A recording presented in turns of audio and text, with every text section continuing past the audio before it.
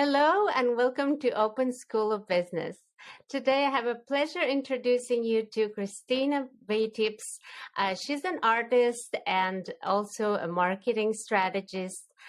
She's the founder of IdeaBrush company, and we're going to hear more about it today. And we're going to dive into the business of arts and in general, how to promote your business creatively. So welcome to the show, Christina. Very excited to have you. Thank you so much for having me. I'm really excited to be here today. Awesome. Can you start off with how you got to this business idea to help small businesses promote themselves creatively? Because I know you've been studying arts for a long time and then you got into business. So I want to understand more about that journey. Yes, well, it's been a really interesting journey. I started my career as a professional artist and as a museum curator. So I worked at a museum in Baltimore, Maryland for about 7 years as a curator, while also pursuing my own professional art career. And after a few years in the museum field, I realized that it was kind of limiting, and I wanted to do more. And I'd always been interested in marketing, so I switched gears and I got my MBA in marketing and pursued corporate marketing for several years, all while continuing to pursue my art. And the type of art I create is painting and mixed media. And it brings me a lot of joy. And it's been wonderful to have sort of two careers. So the business was born out of really coming to a point in my corporate marketing career where I was under so much stress and experiencing so much burnout because of a really taxing schedule and a lot of demands on me. I needed to find a career path that provided more flexibility. And also, I was a caregiver. I was a guardian to my aunt who has Alzheimer's. And I was finding that I just didn't have enough time to help care for her. So I had to find a different path. And I was really inspired by the women and people identifying as women who were small business owners, who were other creatives like me, who were having a really hard time finding ways to develop marketing strategies for their business and really grow their business through promotion.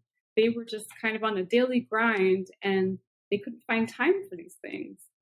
So I saw that there was an opportunity there, and I had such a passion for talking with these people and learning about their businesses. And I realized, you know what, I have enough experience in digital marketing at this time that I can provide consulting services for businesses like these.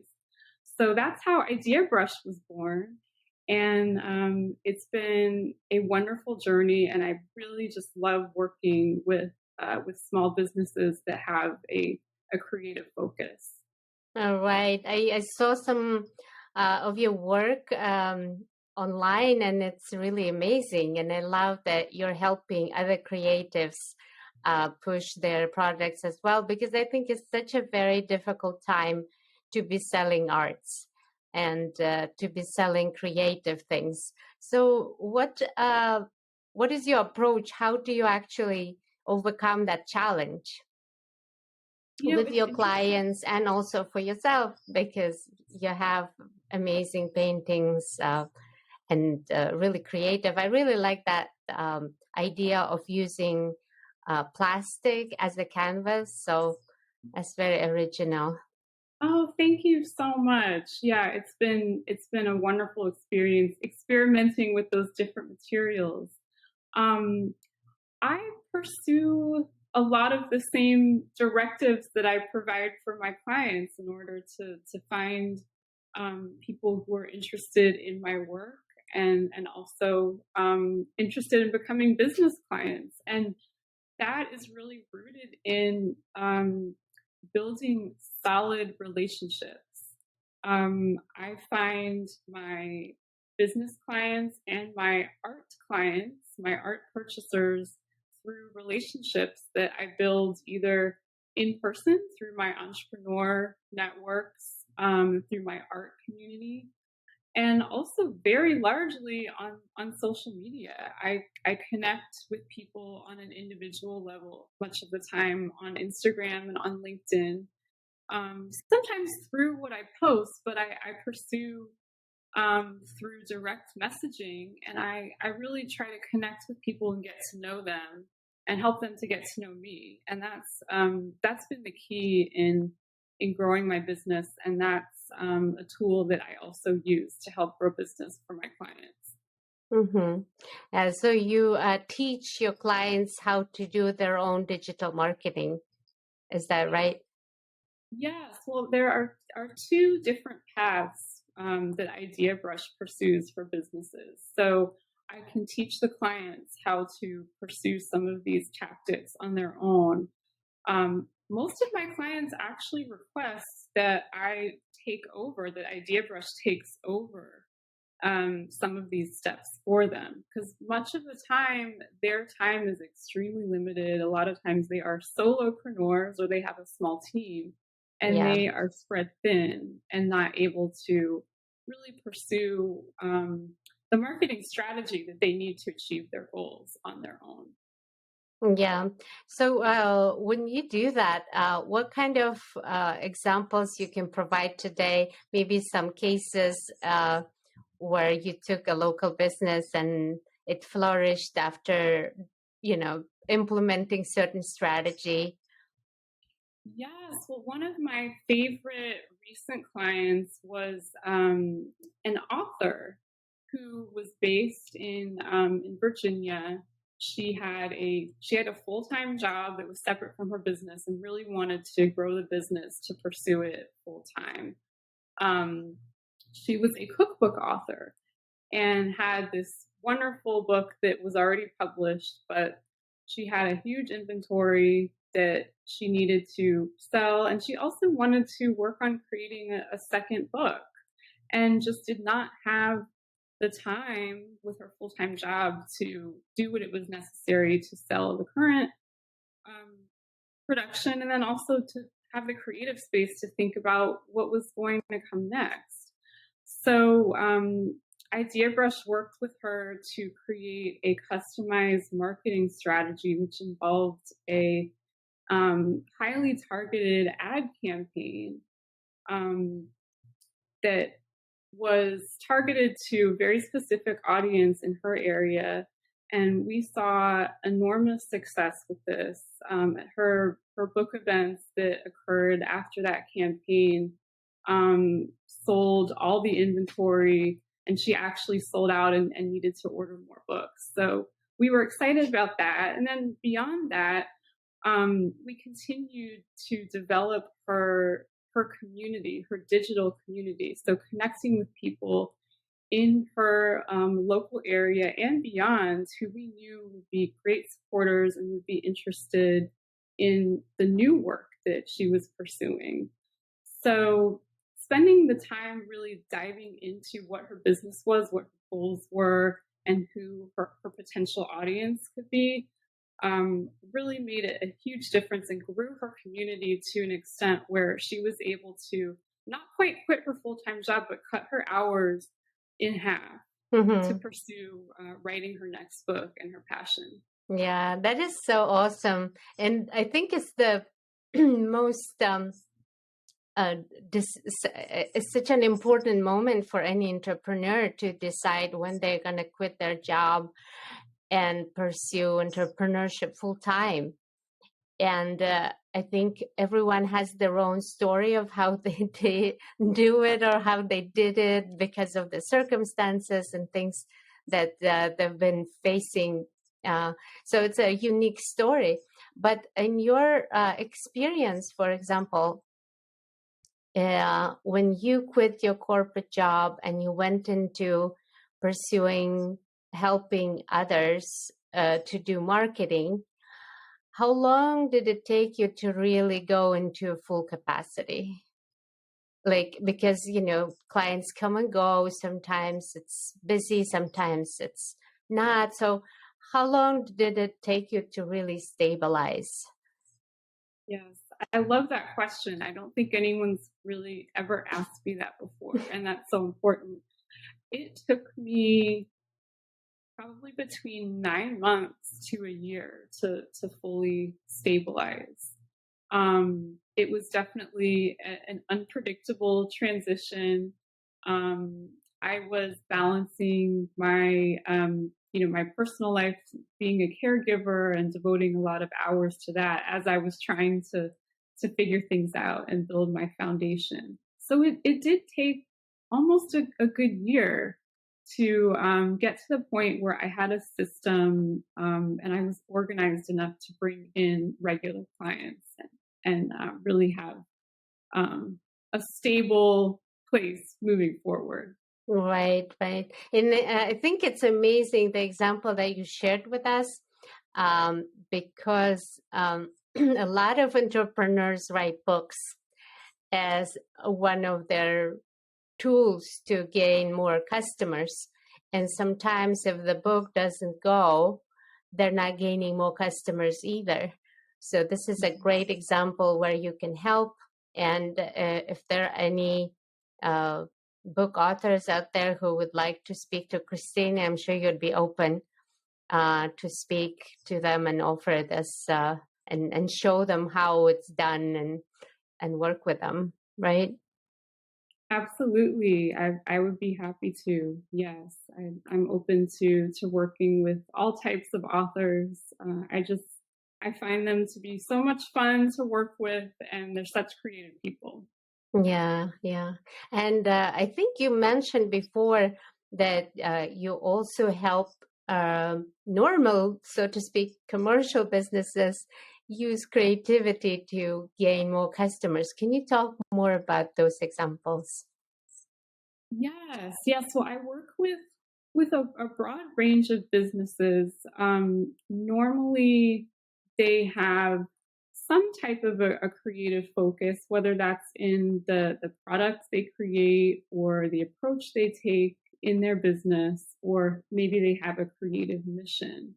Um, but the way that I help businesses, whatever sort of background they have, achieve growth through creativity is through an organization system that I've created, which I call my creative compass, and it's really a sort of a digital marketing organization tool. It involves a content calendar.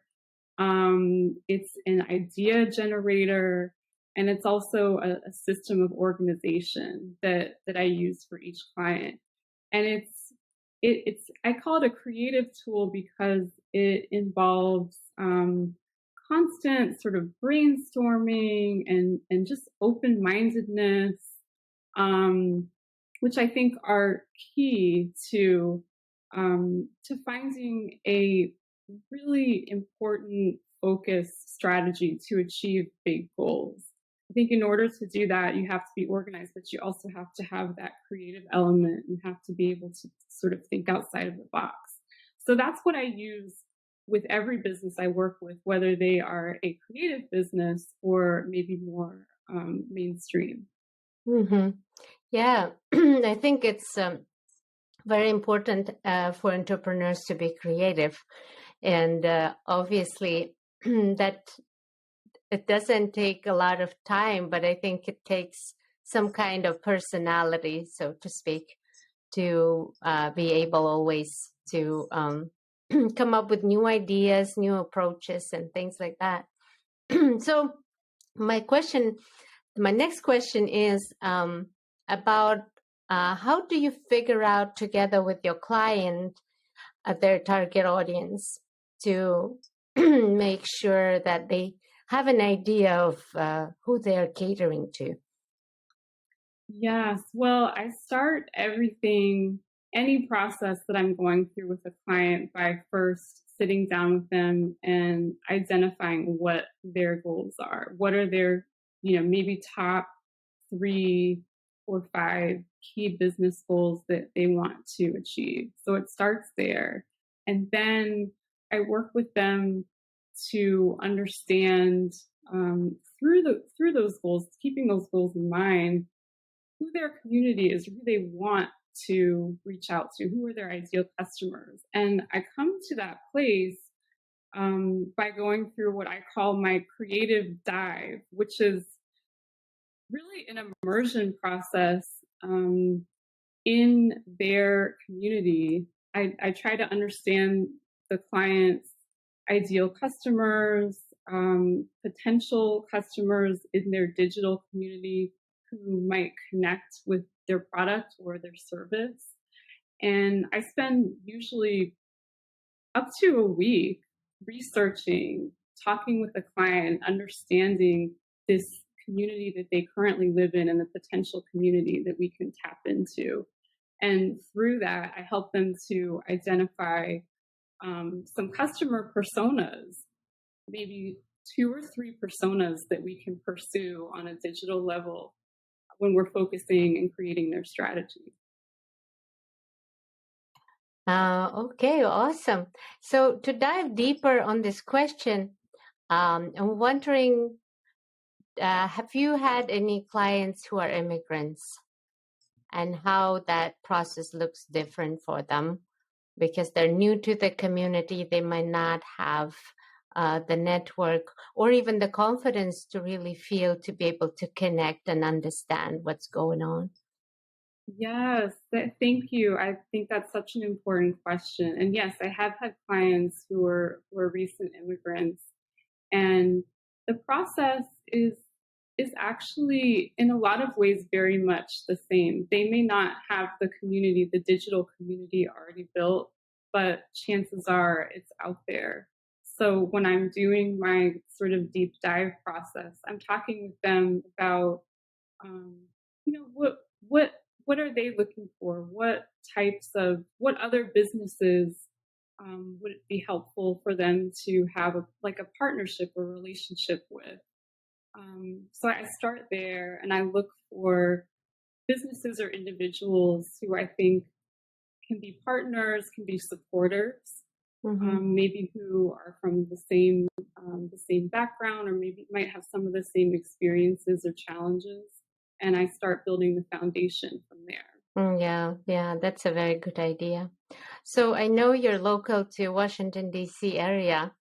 So I'm wondering, what is your opinion about effectiveness of all the different festivals, events that DMV area has to offer for different kind of vendors?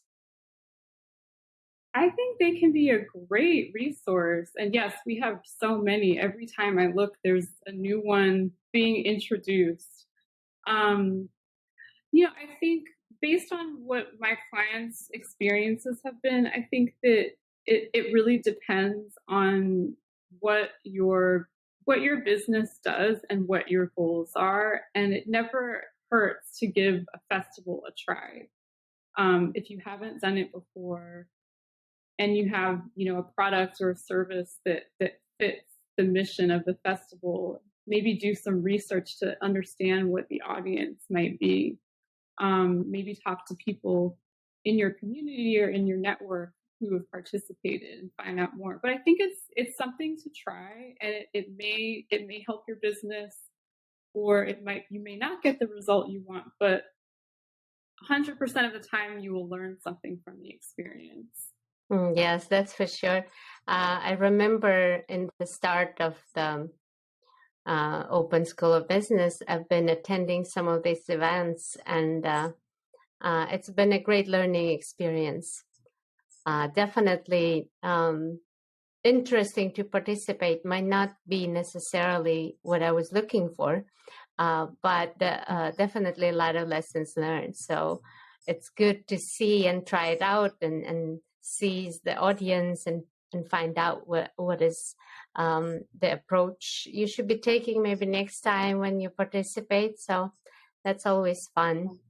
Do you recommend any other tools or techniques except digital marketing, and maybe when you combine the local ties to the community, maybe there are some associations for people in arts and creatives that you would recommend? Yes, definitely. One organization that I rely on so heavily is called Hera Hub, and this is specifically for women entrepreneurs. But it's an incredible resource. It's a really strong and supportive community.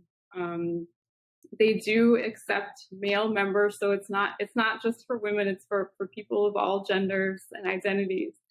But I've found it to be an incredible resource, and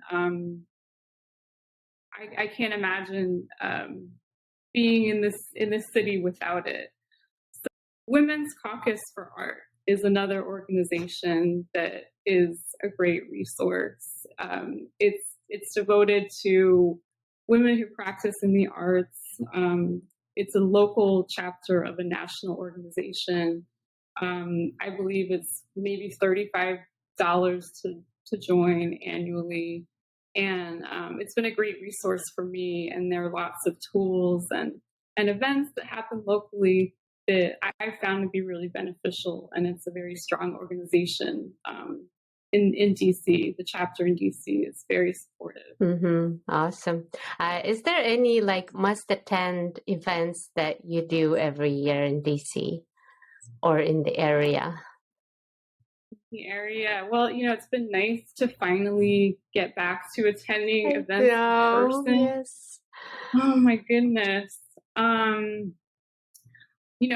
A couple of arts related events come to mind, and some of your listeners may be familiar with them. I believe that one, which actually takes place in Baltimore, has just relaunched since the pandemic, and that's Artscape, which is a big arts summer festival. I think it just took place maybe a week or 2 weeks ago.